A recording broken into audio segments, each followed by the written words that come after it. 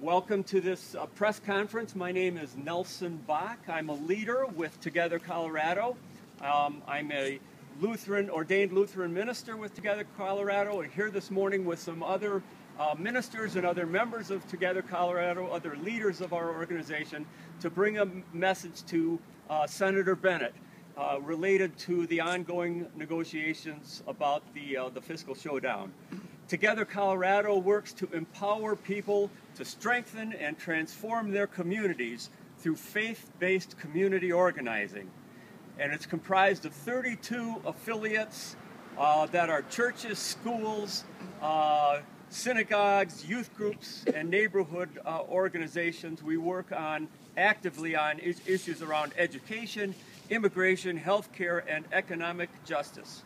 Together Colorado is also a member of the PICO National Network, which has over 100 affiliates in 17 states. So this morning we're going to hear from several of our leaders who are going to share with you about the message that we're bringing to Senator Bennet. But before that, we are going to hear from Barbara Hoover, who is a member of our healthcare committee, and is going to share a little bit about her personal story. Barbara? Thank you. Hi, I'm Barbara Hoover, and I'm a leader with St. Therese Family and Together Colorado. I've been working on health care at St. Therese Family and Together Colorado for 6 years, because my Catholic tradition says that everyone should be able to get the care they need when they need it. Our daughter has 2 children, Ryan, who's just turned 5, and Alex, who will turn 1 later this month. Our daughter relies on Medicaid in order to make sure that Ryan has his shots to go to preschool, and Alex needs shots as he gets older.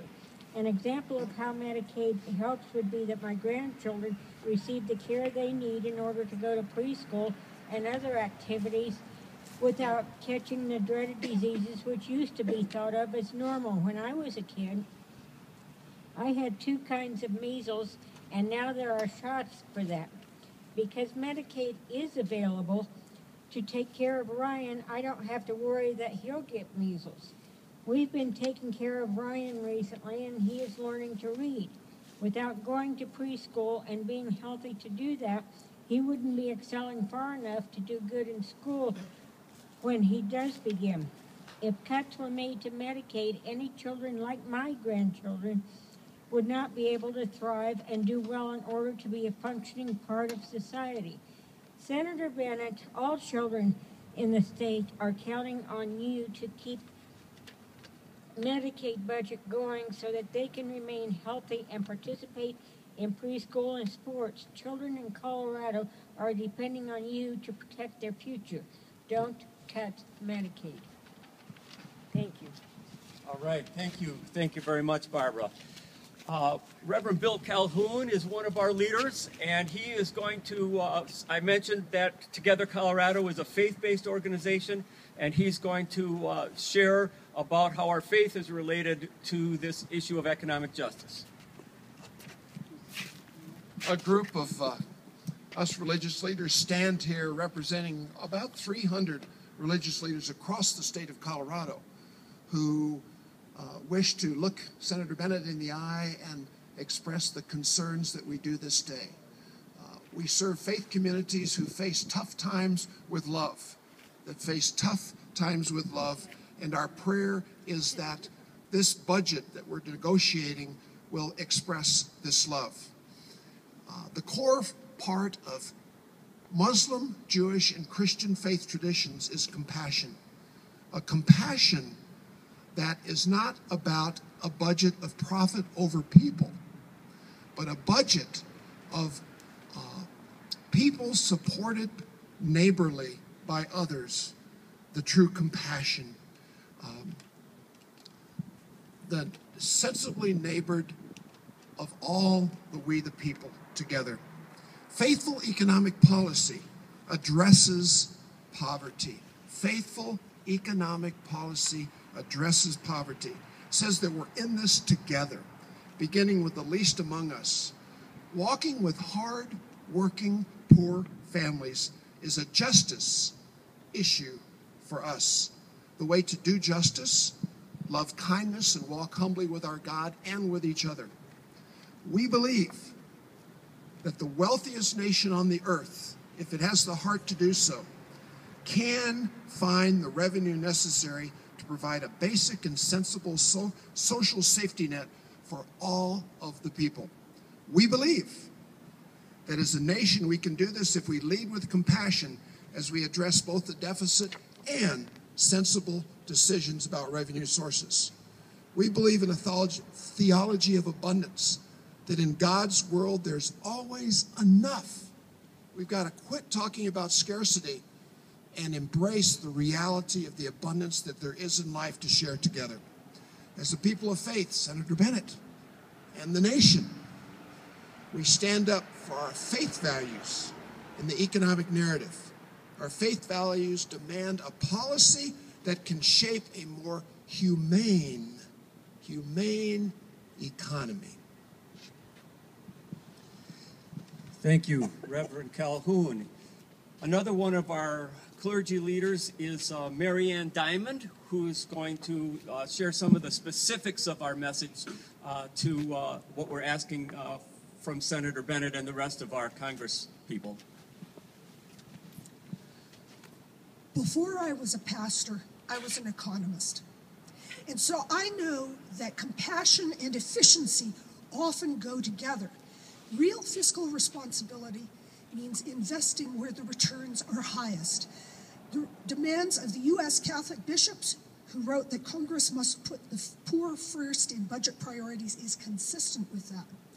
We join with them in asking that in terms of both fiscal responsibility and decency and compassion, we let the Bush-era tax cuts expire for household incomes over $250,000, protect Medicaid from any cuts and structural changes, and ensure that costs for Medicaid are not shifted onto the shoulders of beneficiaries or states.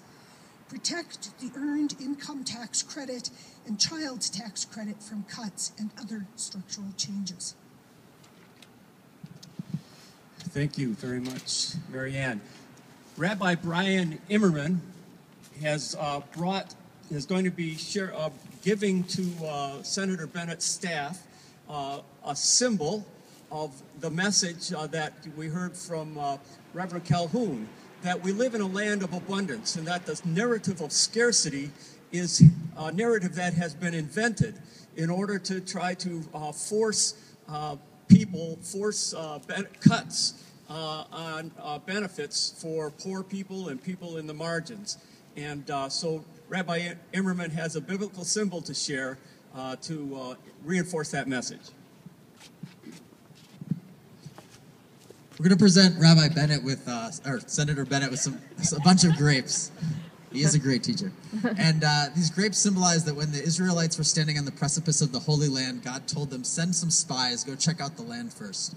And then they went into the land, they found unbelievable prosperity and grapes that were so big, 2 men were needed just to carry one single bunch of grapes.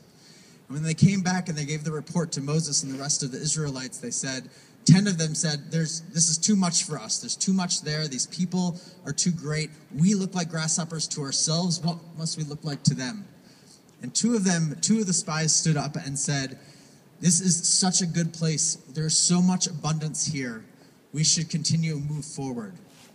But the people, they cried out, well, we heard all of these narratives that there was so much scarcity in the land and that it was going to be too much. And so they retreated and they were punished. And it took them another 40 years until they were able to enter the promised land.